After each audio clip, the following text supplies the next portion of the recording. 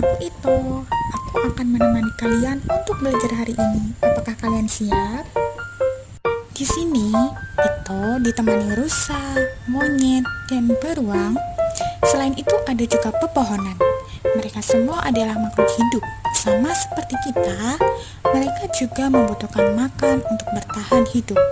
Nah, bagaimana cara mereka bertahan hidup? Itu akan bantu menjelaskan. Nah, teman-teman, terlihat bukan? Ini ada teman Ito, si belalang yang sedang memakan dedaunan. Belalang adalah hewan herbivora. Ada siapa itu? Ternyata ada katak. Sedang apa ya dia? Wah, ternyata katak sedang mengincar belalang untuk dia makan. Setelah kenyang pun, dia pergi.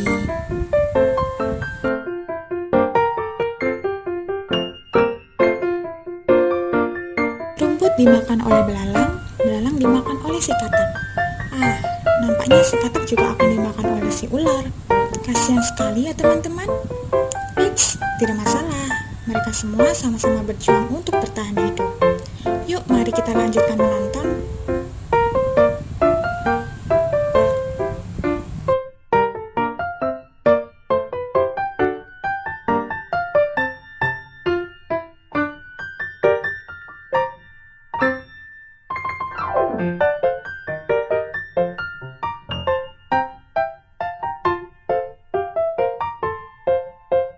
Nah, jadi apakah kalian sudah tahu apa itu rantai makanan?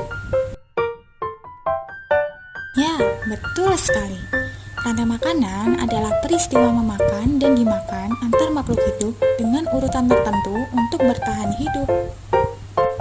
Salah satu cara bertahan hidup adalah melalui proses memakan makhluk hidup lain. Misalnya, hewan memakan tumbuhan. Selain itu, hewan yang lebih besar juga bisa memakan tumbuhan maupun hewan lain yang berukuran lebih kecil. Sekarang, itu akan menjelaskan tentang peran pada rantai makanan. Yang pertama, produsen. Produsen adalah organisme yang mampu membuat makanannya sendiri. Misalnya, padi, rumput, ataupun tumbuhan lainnya. Yang kedua adalah konsumen. Konsumen adalah makhluk hidup yang memakan organisme dari populasi yang berbeda.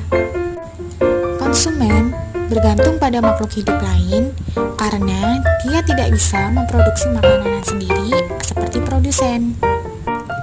Peran konsumen di dalam sebuah ekosistem biasanya adalah hewan dan memiliki tingkatan, seperti konsumen primer, konsumen sekunder, dan konsumen tersier. Hewan yang menempati peran ini biasanya seperti belalang, tikus, singa, elang, ular, dan lain-lain. Yang terakhir adalah pengurai. Pengurai merupakan organisme terakhir dalam rantai makanan. Nah, pengurai ini mampu mengubah zat organik menjadi anorganik. Tugas dari pengurai adalah untuk membusukkan tumbuhan dan hewan yang sudah mati.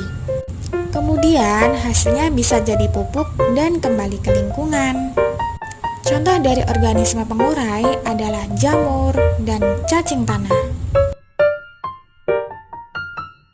Nah, ini adalah contoh ekosistem sawah, seperti padi, kemudian dimakan oleh belalang, belalang dimakan oleh katak, katak dimakan oleh ular, ular dimakan oleh burung elang, dan burung elang yang sudah mati akan diuraikan oleh pengurai dan kembali ke tanah. Bagaimana perasaan kalian setelah mempelajari rantai makanan? Menyenangkan bukan?